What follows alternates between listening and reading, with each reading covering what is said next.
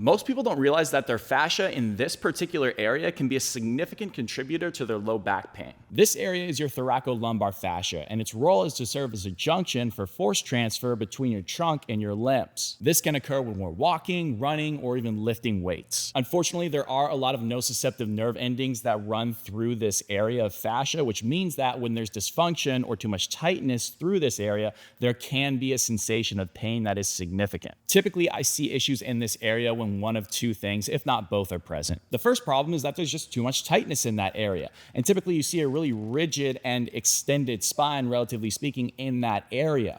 Now, what this means is that there's an inability for us to properly rotate. In order for us to rotate and turn effectively and transfer forces from our trunk down to our limbs, we need to effectively maintain some semblance of intra-abdominal pressure at the right times and places, but also we need our vertebrae in alignment to allow for that nice rotation. A lack of proper rotation and turning and the ability for us to change shape at our rib cage means that there will be an inability and an inefficiency for us to properly transmit forces from our trunk down to our limbs when we walk or run or lift weights. First easy thing I like to do is just teach this area to properly lengthen and expand and not be just stuck in this position where it's just compressing the backside of the rib cage. Here's how I would do that. To do this, grab a foam roller and place it underneath the base of your pelvis like this. And then just simply pull your knees and let them just relax into your chest, nice and relaxed. And now take deep diaphragmatic breaths in this position.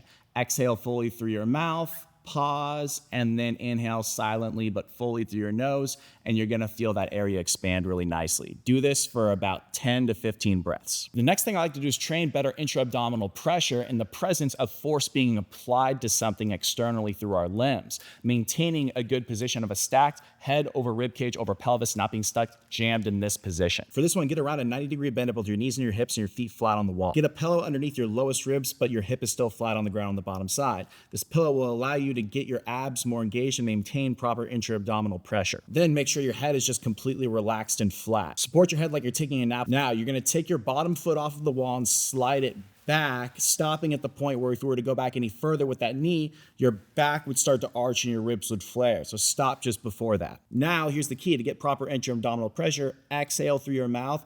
A longer and softer exhale is better than harder and more forceful. So it's like a for about 5 to 10 seconds. You'll feel your downside side abs engage at the end of that. Now, making sure your foot's relaxed, push into the wall evenly with these 3 points of contact. You're only going to push as hard as you can without losing your abs engaged, and your neck and low back are completely 100% relaxed. You do not want to feed a compensatory pattern. So